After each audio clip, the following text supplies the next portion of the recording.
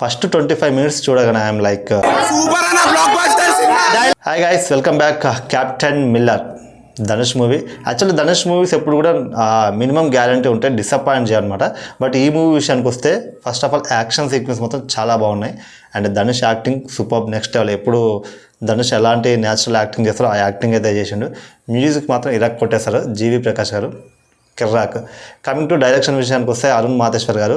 So ఇంతకుముందు previous 2 movies అయితే చాలా బాగా తీశారు. బట్ ఈ మూవీలో కొంచెం అయితే మీరు మిస్ అయ్యారనిపించింది.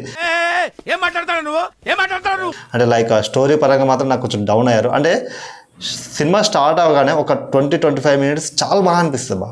బాగుంది మూవీ, వెరీ గుడ్, ఇలా ఉంటే చాలు మూవీ చూసేయచ్చు అన్న ఫీలింగ్ వస్తుంది. కానీ కమింగ్ టు ముందుకు వెళ్తున్నా కొద్ది ఎలా ఉంటుందంటే స్టోరీ అనేది తగ్గిపోతూ ఉంటుంది. అంటే రిలేటెడ్ ఉండదు. వచ్చే సీన్స్ ఏవి ఎందుకు వస్తున్నాయి అనేది రిలేటెడ్ ఉండదు అనమాట. కనెక్షన్ లేని సీన్స్ వల్ల మనకి ల్యాగ్ వస్తుంటుంది. సరే ఫస్ట్ హాఫ్ ఉంది కదా, సెకండ్ హాఫ్లో మనకి ఏంటంటే వెయిట్ చేయించి లాస్ట్లో గట్టి కొడితే ఒక హై మూమెంట్ వస్తుంది. సర్లే ధనుష్ మూవీస్లో ఖచ్చితంగా ఒక హై మూమెంట్ వస్తుంది అని అనుకుంటాం. బట్ ఆ ఎండింగ్కి వచ్చే వరకు మనకు ఆ ఎండింగ్లో కూడా హై మూమెంట్ అనేది రాదు. దానివల్ల ఏమైందంటే ఖచ్చితంగా డిసప్పాయింట్ అవుతాం మనం.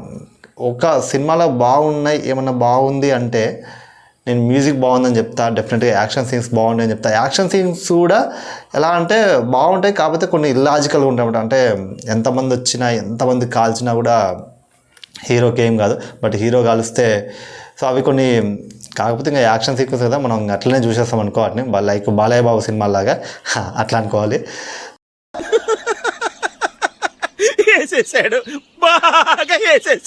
సో ఇక్కడ నాకు ఇంకా బాగా నచ్చింది ఏంటంటే ఒక డైలాగ్ ఉంటుంది. అంటే ఇప్పుడు ఇక్కడ ఏంటంటే మీరు తక్కువ జాతి, మేము ఎక్కువ జాతి, మీరు ఇక్కడే ఉండాలి, మీకు ఎక్కడికి పడితే అక్కడికి వెళ్ళో ఉండదు, గుళ్ళోకి రాకూడదు. సో సినిమా అంతా కొంచెం గుడి చుట్టూ కూడా తిరుగుతుంటుంది అనమాట. గుళ్ళోకి రాకూడదు అని ఇట్లా కొన్ని రూల్స్ ఉంటాయి. సో అలాంటి సిచ్యువేషన్లో ఉన్న వ్యక్తిని అమ్మాయి ఎలాగో వీళ్ళు మనని రాజులు సమానంగా చూడరు, మనకు ఒక సమానంగా వాల్యూ ఇయ్యరు. కనీసం ఆ బ్రిటిష్ ఆర్మీలో ఉన్న జాయిన్ అయితే సో వాడు కనీసం వాళ్ళతో పాటు సమానంగా చూస్తాడు, ఫుడ్ పెడతాడు, బట్టలు ఇస్తాడు, షూస్ ఇస్తాడు, అన్ని ఇస్తాడు అని చెప్పి అందులో జాయిన్ అవుతాడు అనమాట. సో ఒక డైలాగ్ మంచిగా అనిపిస్తుంది. కాకపోతే అలా జాయిన్ అయినా ఆ పర్సన్ ఎందుకు మళ్ళీ వాళ్ళకే ఎదురు తిరిగి ఒక క్యాప్టెన్ మిల్లర్ లాగా వాళ్ళకి ఎదురు తిరిగి సో పోరాడతాడు అనేది మనకు మూవీ. శివరాజ్ కుమార్ పాత్ర ఉంది కానీ అది నాకు అంత ఎగ్జైటింగ్గా అయితే ఏమనిపించలేదు. ఓకే అనిపించింది.